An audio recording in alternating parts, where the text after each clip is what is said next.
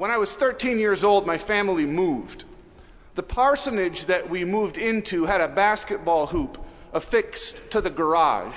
Just the backboard, actually. The hoop was downstairs in the basement gathering dust. And so the moment that our last box was unpacked, I entreated my dad to break out the ladder and the wrench attached to the hoop, and he did so, and then bam, I was out in the alley shooting baskets. And after about just 3 shots, the neighbor who lived immediately across the alley came over and told me to stop immediately. Worse than that, she asked me to take the hoop down.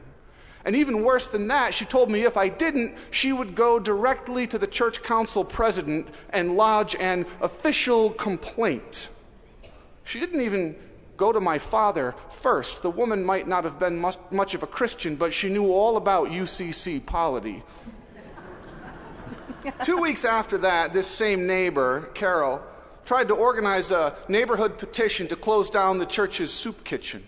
About a month after that, she wrote my father a letter and said, "If your church's carolers set foot on my front stoop, I will call the police immediately."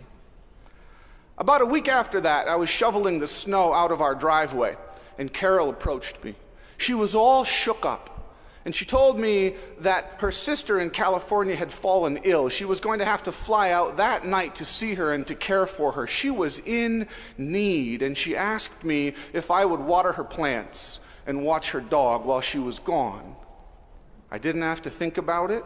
I didn't even let her finish asking. I said no before she was done talking. Being a good Samaritan does not come naturally, but we can learn.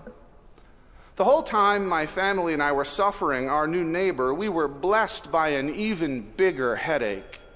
Shortly after we arrived at this new church, a 35-year-old developmentally disabled man named Danny joined the congregation. He came into the congregation with a warning from his previous church where he had been asked to leave because he repeatedly helped himself to cash from the collection plate when it passed. Danny was a difficult man. He was intense, a schemer whose hard life had turned him into an ace manipulator. He lived with his mother, who appeared to live off of his SSI check. Shortly after he joined the church, Danny showed up at our door and asked my dad to borrow $10. When my father said no, Danny ranted and raved and waved his hands in the air, and I remember standing in the foyer feeling rattled. He seemed capable of violence. But my father didn't slam the door. He invited him in, right into the living room, and he and Danny sat down, and as Danny ruined my Saturday afternoon, my father listened patiently, carefully, endlessly. The parsonage was not the only door that Danny knocked on.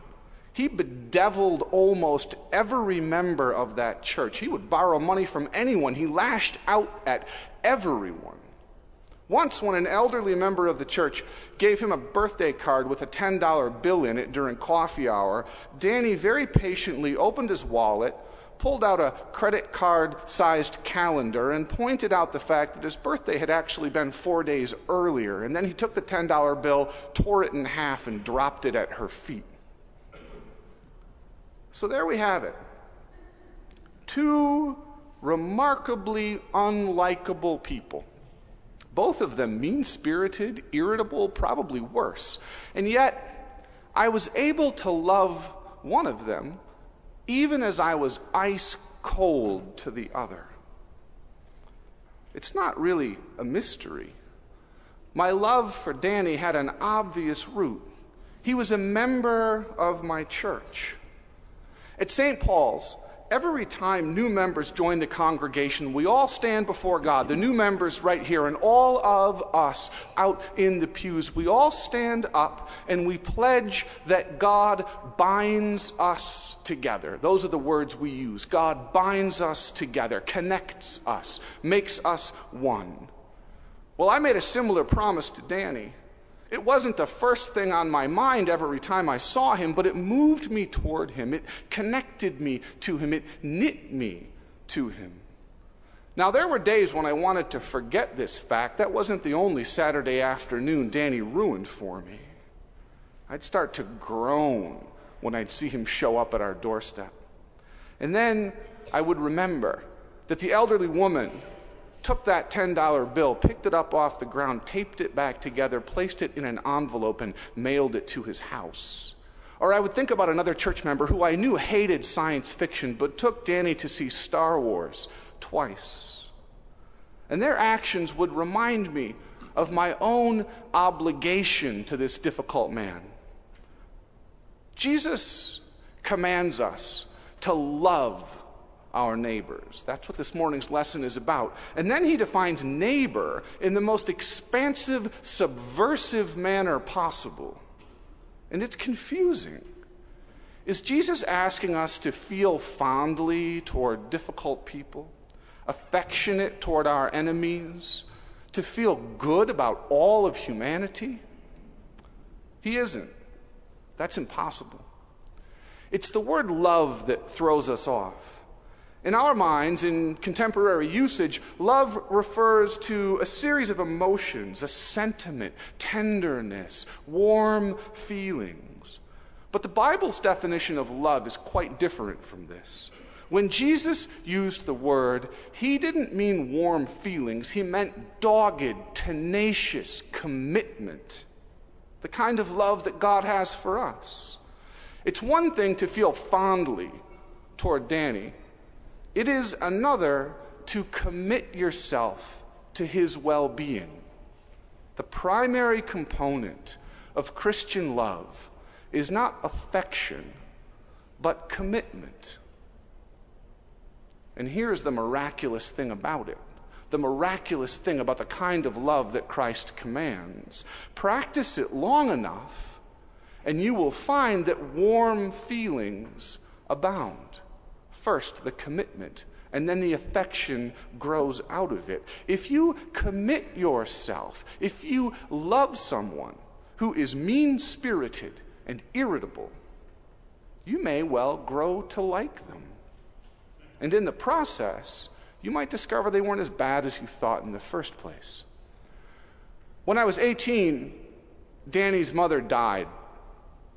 Every member of our church came to the funeral. The ushers had to break out folding chairs. Danny was bewildered, totally overwhelmed, confronted with the loss of his mother and the prospect of homelessness, with nothing to rely upon but a community whom he had been mistreating for years.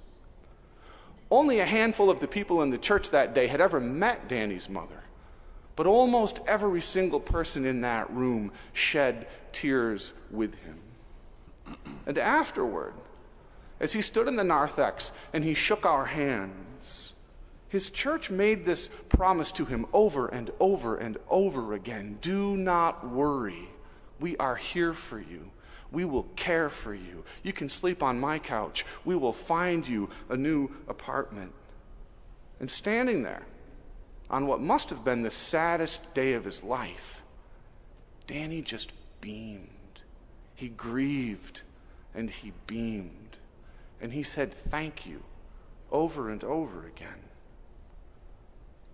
He remained a difficult man. The church's love didn't perfect him. But I can tell you in all honesty that it did transform him. He became a better person after he realized at such a profound level the depth of his congregation's love, of its commitment to him. Now, you may be thinking that a sermon about the Good Samaritan ought to call us to love Al-Qaeda rather than a difficult church member. I get it, but bear with me. At one of my very first restaurant jobs, there was a waiter named Alex. The man's car was covered in bumper stickers proclaiming his allegiance to every leftist social justice cause imaginable. According to the back of this man's car, his heart was on fire for the plight of Native Americans, marginalized women, the earth, every oppressed group imaginable. It was admirable. His car was admirable, but he was awful. He was awful to work with. He would steal tables from other waiters, shout at the dishwashers, refuse to tip out the busboys. He didn't say hello at the start of his shift, and he wouldn't say goodbye when he left. He'd just march out every night mad about one thing or another. He was unfailingly rude. One night, after Alex marched out of the restaurant, an older waiter leaned against the bar, and he looked at me and he sighed, and he said, "Alex is one of those hippies who loves humanity but can't stand people." He loved everyone, just not the people he was around. And as William Willimon notes, loving the person next to you is precisely where universal love is authenticated. Loving the neighbor next to you is precisely where your faith in the universal neighborhood becomes real. It's one thing to love humankind. It's another thing to love the people that you work with or go to church with or ride the train with. And that is my point. It was only by learning how to love Danny that I was able to realize how poorly I'd responded to our neighbor Carol. How could I be tied to him and not be tied to her?